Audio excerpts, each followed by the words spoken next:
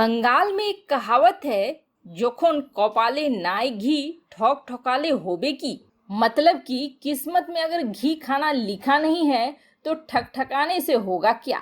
कुरैशी अपनी बेइज्जती बार बार करवा रहे हैं। तुर्की के लिए बड़ी मुश्किल। अब फ्रांस और इजराइल ने मिलकर लिया नया निर्णय जो कि तुर्की पर पड़ेगा भारी। और दक्षिण कोरिया ने चीन और उत्तर कोरिया को रोकने के लिए किया बड़ा ऐलान। भारत को लेकर चीन पाकिस्तान क्या बना रहे हैं नई रणनीति और कितनी खतरनाक है यह रणनीति, आइए जानते हैं इन खबरों को विस्तार से। सऊदी अरब में हुआ सो हुआ, अब तो उसके आयरन ब्रदर चीन ने भी उसकी गजब की बेइज्जती करी। चीन की तुलना में सऊदी अरब ने तो फिर भी कुरैशी का स्वागत करा था। चीन में कुरैशी जब उतरे तो उनका स्वागत उनके लिए भेजी गई कार के ड्राइवर ने करा। कोई भी मंत्रालय का अधिकारी या कोई भी मिनिस्टर नहीं लेने आया था। यही औकात रह गई है पाकिस्तान के विदेश मंत्री की। इसे कहते हैं इंटरनेशनल बेइज्जती। लेकिन इन सब में बड़ी बात यह है कि सऊदी अरब ने बाकी 2 अरब डॉलर के अपने कर्जे को लौटाने के लिए बोला है, जिसकी वजह से भागे भागे विदेश मंत्री चीन पहुंचे थे इस आशा को लेकर कि चीन उनकी मांग को पूरा कर देगा, जिससे पाकिस्तान का रास्ता आसान हो जाए। लेकिन आपको बता दें, खुद आर्थिक संकटों में घिरा हुआ चीन अब ने यह रकम देने से पाकिस्तान को मना कर दिया है। जब इस मामले में बात नहीं बनी तो कुरैशी ने एक नया प्रस्ताव रखा कि पाकिस्तान नेपाल के साथ अपना व्यापार करना चाहता है, इसलिए पाकिस्तान, नेपाल और चीन के बीच एक कॉरिडोर बनना चाहिए ताकि भारत को बायकॉट किया जा सके। वैसे फिलहाल भारत के लिए पाकिस्तान, चीन और नेपाल में कोई खास अंतर नहीं है। कहते हैं जल में रहकर मगर से बैर नहीं करना चाहिए, लेकिन तुर्की को यह बात समझ में नहीं आ रही है। सत्ता के नशे में चूर तुर्की के अभी के जो राष्ट्रपति हैं अदोरगन, वह उन लोगों से भी पंगा ले रहे हैं जिनसे कोई भी देश भिड़ने से पहले कई बार सोचता है। वैसे कुछ दिनों पहले ग्रीस के समुद्री क्षेत्र में अनुसंधान के नाम पर तुर्की ने बेधड़क घुसपैठ की, लेकिन अब अदोरगन का यही अति आत्मविश्वास उन पर भारी पड़ता दिखाई दे रहा है। अब इजराइल ने भी तुर्की के विरुद्ध पूर्वी मेडिटेरियन में मोर्चा संभाल लिया है, जो कि तुर्की के लिए बहुत ही बुरा संकेत है। इजराइल की प्रसिद्ध इंटेलिजेंस विंग मोसाद का मानना है कि अब उनके लिए तुर्की एक बड़े खतरे के रूप में सामने आ रहा है। अब तक इजराइल के लिए प्रमुख और बड़ा खतरा था ईरान, लेकिन अब ईरान की जगह तुर्की ने ले ली है। और दोनों ही देश में पहले उदारवादी शासन हुआ करता था, जिसके बाद इस्लामिक विचारधारा ने जगह ले ली। लेकिन आखिर तुर्की से इजराइल को किस बात का खतरा है?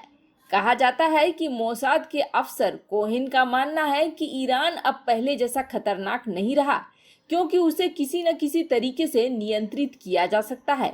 लेकिन तुर्की की कूटनीति अलग है।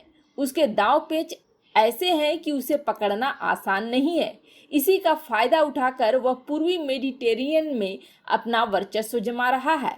साथ ही साथ कहा गया कि नाटो इस मामले में कुछ भी नहीं कर सकता है, क्योंकि नाटो संगठन में अब पहले जैसी बात नहीं रह गई। आखिर तुर्की ने मेडिटेरेनियन में ऐसा क्या किया है जिसकी वजह से अब सीधे सीधे इजराइल आ गया है सामने? तो दरअसल तुर्की ने इस क्षेत्र में अनुसंधान और खनिज पदार्थों की खोज के लिए जहाज भेजे थे, लेकिन ये जहाज उन्होंने उन क्षेत्रों में भेजे जो विवादित है और जहां ग्रीस और साइप्रस अपने अपने दावे करते हैं।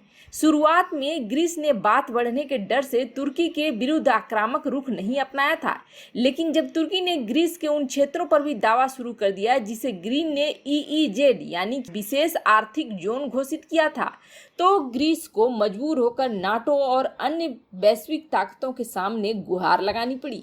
ग्रीस की सहायता के लिए कुछ देश सामने आए, जिनमें सबसे ज्यादा प्रभावशाली था फ्रांस। और फ्रांस इस क्षेत्र में तुर्की की दादागिरी को मुंहतोड़ जवाब देने के लिए अपने फाइटर जेट्स और युद्धपोत तैनात करने की दिशा में काम भी शुरू कर दिया।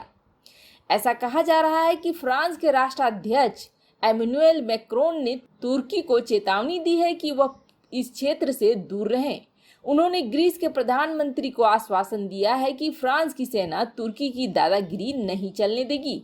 और अब इसी प्रकार इजराइल ने भी खुलेआम ग्रीस की मदद करने की ठान ली है।